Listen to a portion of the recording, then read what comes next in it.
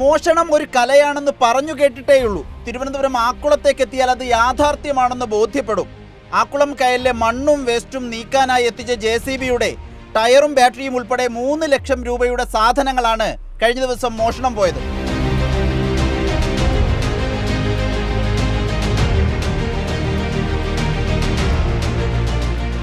ആക്കുളം കായലിലെ മാലിന്യങ്ങൾ നീക്കി കായൽ പുനരുജ്ജീവിപ്പിക്കുന്ന പദ്ധതിക്കായി 1 വർഷം മുൻപാണ് JCB എത്തിച്ചത്. ആവന്തിക കോൺട്രാക്ടേഴ്സ് എന്ന കമ്പനി കഴിഞ്ഞ നവംബറിൽ തന്നെ സർവേ നടപടി തുടങ്ങിയെങ്കിലും അന്തിമ കരാറിൽ തർക്കമുണ്ടായി.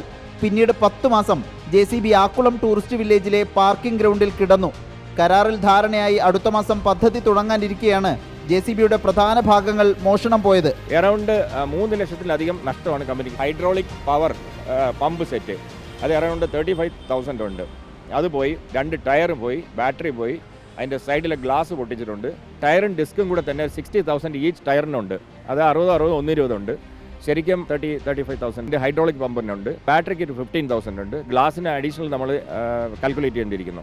കൂടുതൽ യന്ത്രങ്ങൾ കൊണ്ടുവരുന്നതിൽ ആശങ്കയുണ്ടെന്നും Avanthika contractors project director Santhosh Lal പറഞ്ഞു.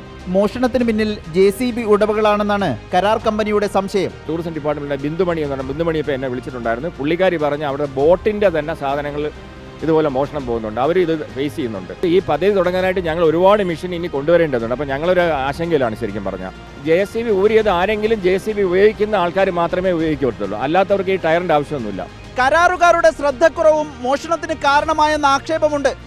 ഏതായാലും മോഷണത്തിൽ പോലീസിനെ സമീപിക്കാൻ ഒരുങ്ങുകയാണ് ഹൈദരാബാദ് കേന്ദ്രമാക്കിയുള്ള കരാർ കമ്പനി. വീഡിയോ ജേർണലിസ്റ്റ് പ്രവീൺ നെല്ലിമുണ്ണൊപ്പം reporter Adil Palode, in reporter, Thiruvananthapuram.